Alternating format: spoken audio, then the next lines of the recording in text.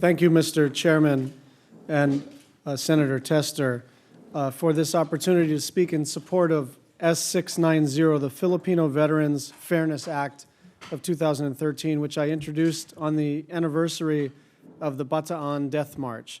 I want to thank Senators Murkowski, Begich, and Hirono for co-sponsoring this critical legislation.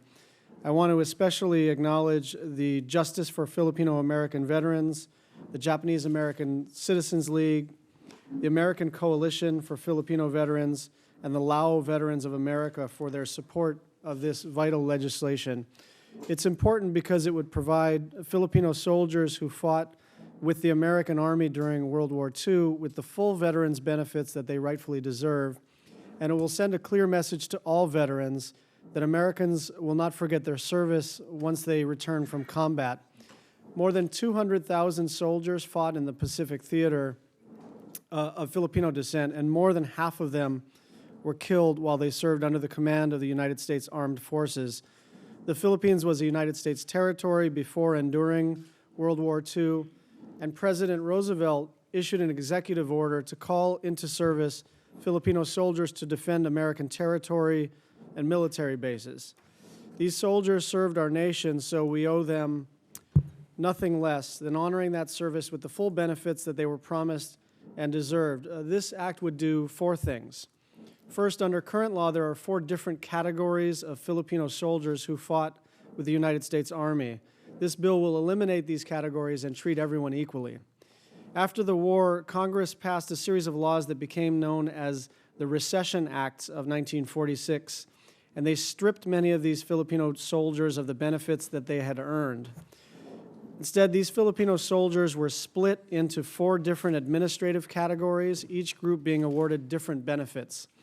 While all four groups served in the same war and under the same American flag, one of the groups gets full veterans status and benefits, while the other three groups were denied some of these same benefits.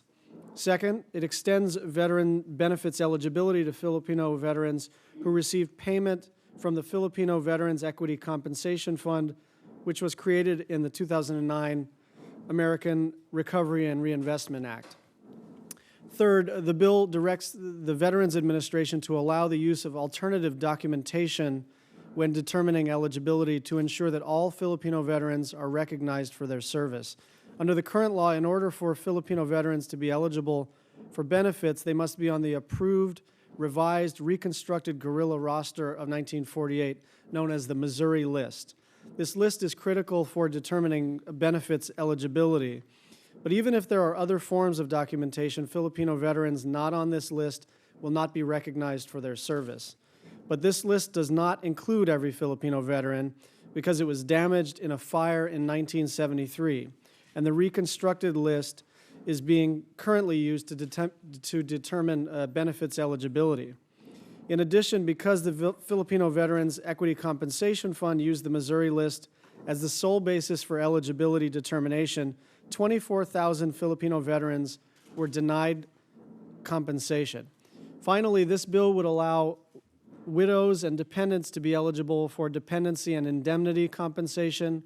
It would eliminate the differences in payment given to veterans based on whether a Filipino veteran lived in the United States or in the Philippines. It's been more than 50 years, and yet many Filipino veterans have not been recognized as veterans and have been denied their basic rights. Unfortunately, many Filipino veterans are in their 90s and are passing away rapidly, and so we must act now. Thank you, Chairman Sanders, for taking up this legislation. I look forward to working with everyone on the committee to give the Filipino veterans their full recognition for their service and their sacrifice.